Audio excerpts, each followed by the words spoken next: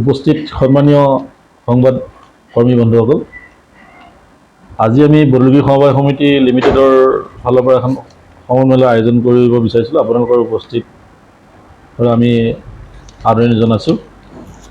আমাৰ সমাৱেশনৰ উদ্দেশ্য হ'ল যে বৰলুগী সমবায় সমিতি লিমিটেডৰ অহা ইংৰাজী 23-24 বৰ্ষৰ সাধাৰণ সভাখন অহা 18 ছেপ্টেম্বৰ বুধবাৰে দিনৰ 11 বজাত অনুষ্ঠিত কৰাৰ আমি সিদ্ধান্ত গ্ৰহণ কৰিছোঁ।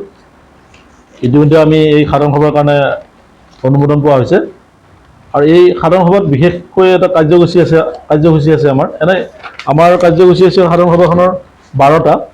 তাৰ ভিতৰত 2 নম্বৰ কাৰ্যসূচীটোত আছে আমাৰ সমিতিৰ সঞ্চালক মণ্ডলী ঘাটি হৈ থকা আমাৰ 2জন মহিলা সঞ্চালিকা ঘাটি হৈ আছে, যিহেতু আমাৰ 15জন হ'ব লাগে। তাৰ ভিতৰত আমি মহিলা 2জনৰ আমাৰ ঘাটি হৈ আছে।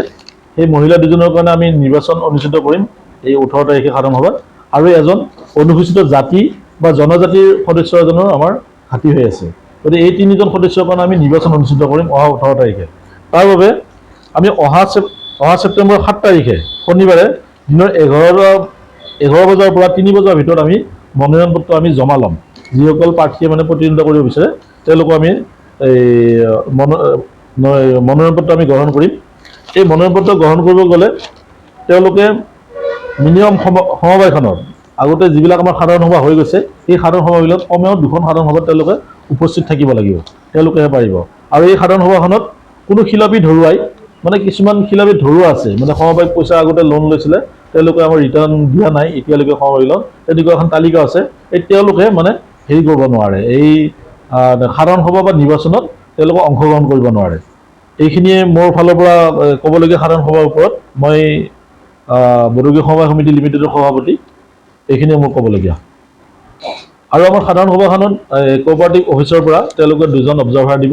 সেই সাধাৰণ সভাখনত তেওঁলোকে 2জন অবজাৰ্ভাৰ হিচাপে উপস্থিত থাকিব আৰু এজন আমাৰ ইনচাৰ্জ থাকেই আমাৰ সমবায়। তাৰপিছত আমাৰ কাৰ্যসূচীকেইটা আমাৰ 12টা কাৰ্যসূচীৰ ভিতৰত আছে। প্ৰথম কাৰ্যসূচী আছে সভাপতি আসন গ্ৰহণ আৰু সভাৰ উদ্দেশ্য ব্যাখ্যা। 2 নম্বৰত আছে সমিতিৰ সঞ্চালক মণ্ডলী ঘাটি হৈ থকা 2গৰাকী মহিলা সদস্য আৰু অনুসূচিত জাতি বা জনজাতিৰ বাবে এজন সদস্য। তাৰপিছতে 3 নম্বৰত আছে সম্পাদকীয় প্ৰতিবেদন পাঠ আৰু গ্ৰহণ। 4 নম্বৰত আছে কাৰ্যকৰী সমিতি বিগত বছৰৰ প্ৰতিবেদন পাঠ আৰু গ্ৰহণ। 5 নম্বৰত আছে সমিতি 2023-24 বৰ্ষৰ চৰকাৰী হিচাপ পৰীক্ষকৰ দ্বাৰা পৰীক্ষিত উদ্ধৃত পত্ৰ পাঠ আৰু গ্ৰহণ। আমাৰ যিখন অডিট হয় আৰু বেলেঞ্চ শ্বীটৰ আভ্যন্তৰীণ হিচাপ পৰীক্ষকৰ 2023-24 বৰ্ষৰ প্ৰতিবেদন পাঠ আৰু গ্ৰহণ। এইটো 6 নম্বৰ কাৰ্যসূচী হৈছে। 7 নম্বৰ কাৰ্যসূচীত আছে ইংৰাজী 24-25 বৰ্ষৰ আভ্যন্তৰীণ হিচাপ প্ৰশিক্ষক নিয়োগ আৰু পাৰিতোষিক নিৰ্ধাৰণ। এইটো কাৰ্যসূচী আভ্যন্তৰীণ হিচাপ প্ৰশিক্ষক আমি সেইদিনা নিয়োগ কৰিম 2জন তাৰ ওপৰত। আৰু 8 নম্বৰ কাৰ্যসূচীত আছে 2024-25 বৰ্ষৰ বাবে ঋণৰ সৰ্বোচ্চ সীমা নিৰ্ধাৰণ, আমি কিবা ঋণ লওঁ যদি। তাৰপিছত আছে 9 নম্বৰ কাৰ্যসূচী আছে 2024-25 বৰ্ষৰ বাবে সাম্ভাব্য বাজেট গ্ৰহণ। 10 নম্বৰত আছে ইংৰাজী 24-25 বৰ্ষৰ গ্ৰহণ কৰিবলগীয়া কেন্দ্ৰীয় চৰকাৰৰ আঁচনি আৰু অন্যান্য কাৰ্যপন্থা সম্পৰ্কে আলোচনা কৰা হ'ব। আৰু 11 নম্বৰত আছে অন্যান্য, উপবিধি অনুযায়ী সমবায়ৰ উপবিধি অনুযায়ী আমাৰ অন্যান্য হেৰিত আলোচনা হ'ব।